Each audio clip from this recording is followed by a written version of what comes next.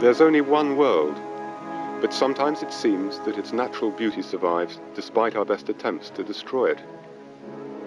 We follow the road to greater growth and consumption, but often we ignore the consequences.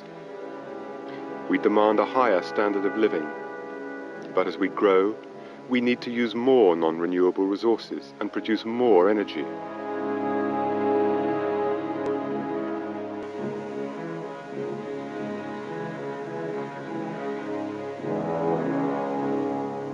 The more of these resources we use, the more we pollute, and the more we consume, the more we have to throw away.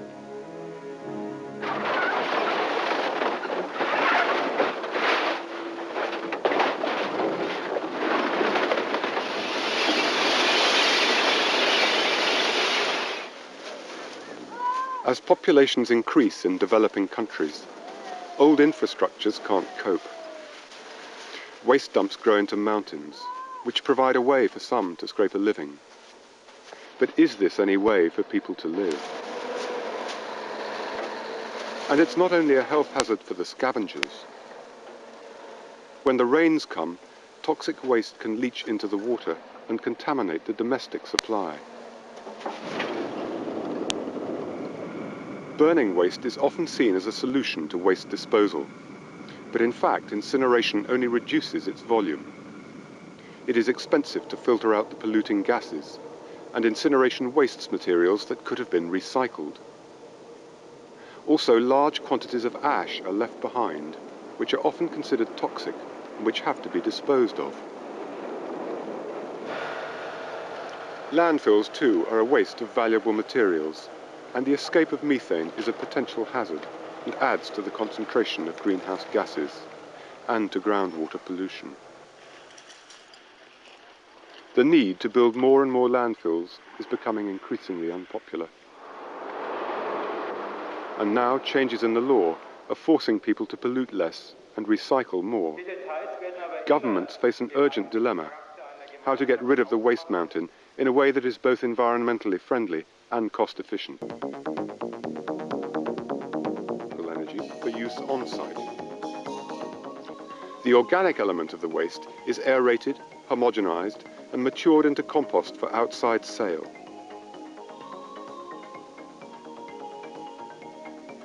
The organic stream can also be fermented and distilled to produce ethanol fuel, some of which can be used to power the plant, the remainder being sold or used to generate surplus electricity for sale to the grid.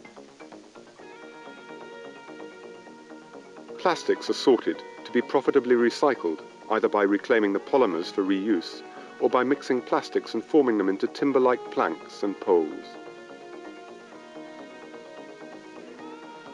Toxic byproducts of waste reclamation, such as asbestos, chromate soils and ash, can be vitrified and then spun into mineral wool or fibre.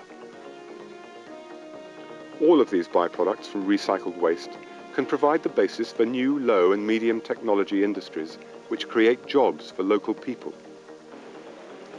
This is not a computer dream, but a readily available system using tried and tested technology.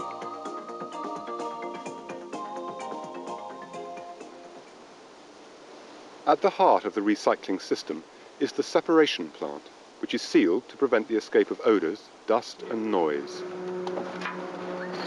Mixed waste is collected from the neighbourhood to be delivered to the plant by trucks. This system does not require the costly pre-sorting of waste. Incoming refuse vehicles simply deposit their unsorted load onto the waste storage floor. Mobile bucket loaders stack and transfer the waste into the feed conveyors. The waste flows through a rotating screen and is separated into different sizes. Oversize and fine material is screened out. The fine material goes to one of the organic waste recycling modules, and the remaining waste flows into the pulverizer, which further reduces its size. And another rotary screen, and then an air classifier, further separates the waste and divides it into heavy and light fractions. The heavy fraction contains metals, which are taken off by a magnetic belt and away to be recycled. The light fraction, paper and plastics, is further shredded and taken to be used by other recycling modules.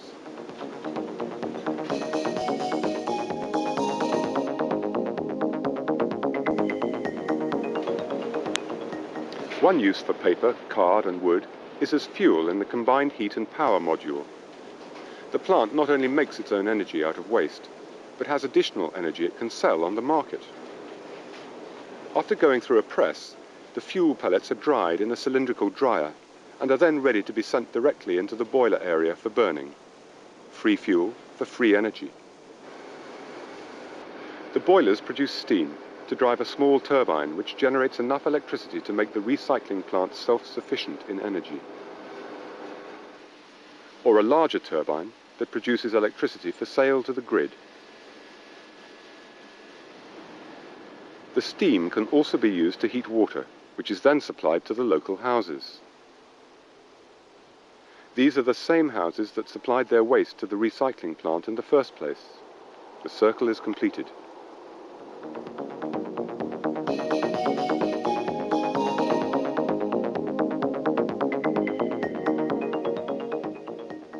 The organic fraction of waste coming from the separation plant is not thrown away either, but goes to be converted to compost and sold as soil conditioner.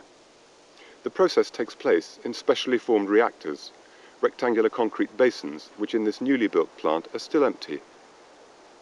The conversion process is an aerobic one, where material is kept in contact with the air as bacteria proliferate. Each reactor is fitted with a mobile gantry, which has 4 agitator screws for turning and homogenizing the material. In their operating position, the screws are immersed in the material, and at the end of the turning cycle are raised above the compost and returned for the beginning of a new cycle. Carbon dioxide is removed and the compost aerated by fans which draw air through the fermenting compost bed and into a biofilter. Special tiles in the bottom of the reactor allow the airflow to the compost to be controlled. When necessary, high-pressure spray nozzles can increase the moisture level in the compost. After 4 weeks, when maturation is complete, the compost is moved on to be ground and screened again. Then it is ready to be bagged for sale or spread directly onto the land.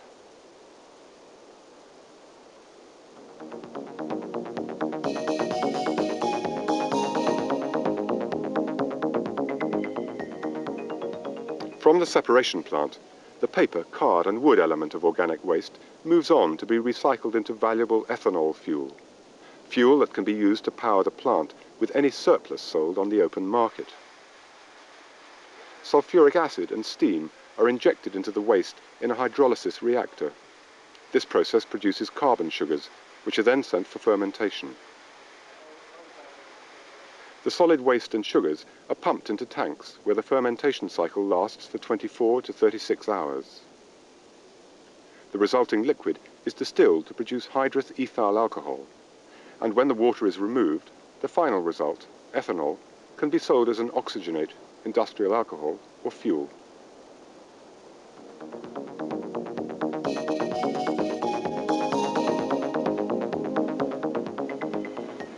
Plastics form a significant part of waste, around 15% of volume in Western Europe. And throwing used plastic away is a huge waste of resources. For example, plastic production uses 4% of our petroleum products. This process can identify and separate the different plastics used to make bottles. Assorted bottles are sent into a separator, where the ones containing chlorine are identified. They are sent down one stream through a granulator, friction washer, and hydrocyclones to complete the separation process. And finally, through a mechanical sieve and dryers to produce the pure PVC granules ready to be reprocessed as bottles. The other plastics are also granulated and separated by the hydrocyclones. Finally, sieved and dried plastics to be bagged and sent for reprocessing. Low-density polyethylene plastic can be processed into finished products on site. Here, plastic bags and nappy liners are shredded to be mixed with already processed granules. They are then mixed together and taken to be molded. The plastic input is electrically heated and forced into molds by the extruder. When each mold is full, it is cooled in the tank and then shot by a pneumatic jack into the receiver.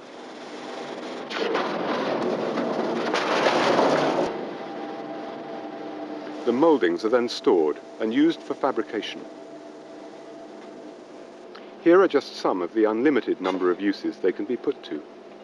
Products made from a material that is cheap, flexible in its uses, and immensely hard-wearing.